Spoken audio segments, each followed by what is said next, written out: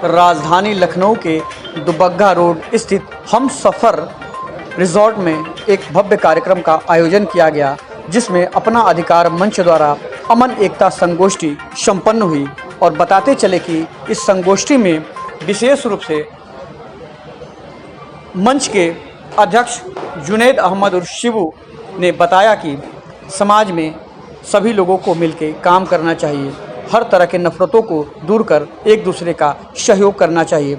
कार्यक्रम के संयोजक रंजीत कुमार एडवोकेट ने बताया कि हम लोग अपने क्षेत्र में व्याप्त समस्याओं को इस मंच के माध्यम से दूर करेंगे और इस क्षेत्र के तमाम लोग जो आज कार्यक्रम में आए हैं उनका स्वागत है।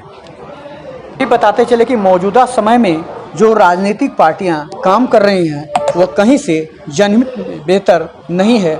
इसी कारण इस मंच का निर्माण किया गया है, जिसके माध्यम से आम जनमानस के बीच जाकर बेहतर काम किया जाएगा और एक नई उम्मीद जगाई जाएगी। इस कार्यक्रम में विशेष रूप से ये भी देखने को मिला कि आयोजकों द्वारा आम की दावत का आयोजन भी किया गया था, जिसमें उपस्थित लोगों ने दशहरी आम का स्वाद चखा और खूब लुत्फ उठाया। आज ये आयोजन हुआ है आम पार्टी में, उसी बहाने तमाम विषयों पे, सामाजिक विषयों पर भी बात हुई है। क्या कहना? ऐसा था कि हमारे जो सीनियर बड़े भाई हैं रंजीत रावत जी, तो अभी पिछला ये एक चुनाव लड़े थे मेरे साथ, तो हम इनके साथ थे।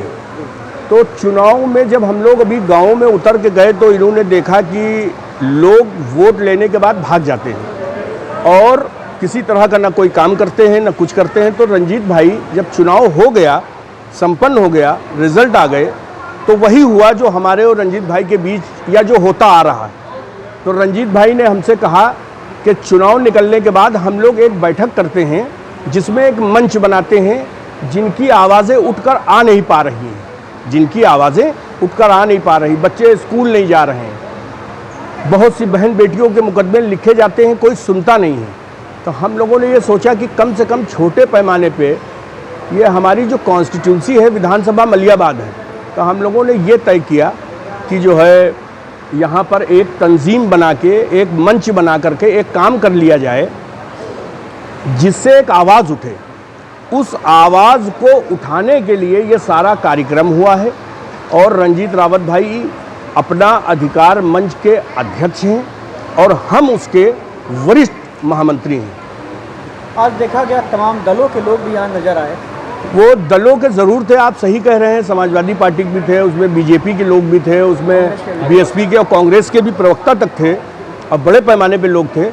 लेकिन यहाँ पे कोई राजनीतिक, हमने ना कोई झंडा लगाया, ना कोई राजनीतिक बातें हुई, ना कोई राजनीतिक मंच से कोई इस तरह के किसी के वोट एंड सपोर्ट के लिए कहा गया, कुछ नहीं कहा गया।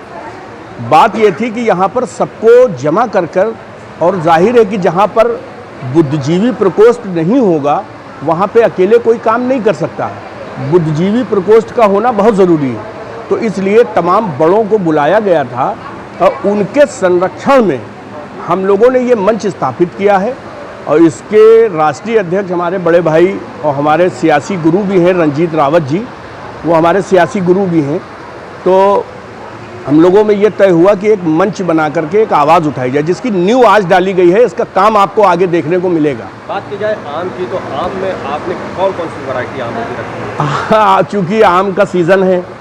दूसरी चीज़ ये है कि ये जो मलियाबाद एरिया है ये आम पट्टी के लिए जो है विश्व विख्यात है। तो इसलिए कि भाई हमारे आए हुए जो अतिथि हैं अगर बिना आम खाए चले जाएंगे, बिना खाना खाए चले जाएंगे तो ये भी अच्छा नहीं है।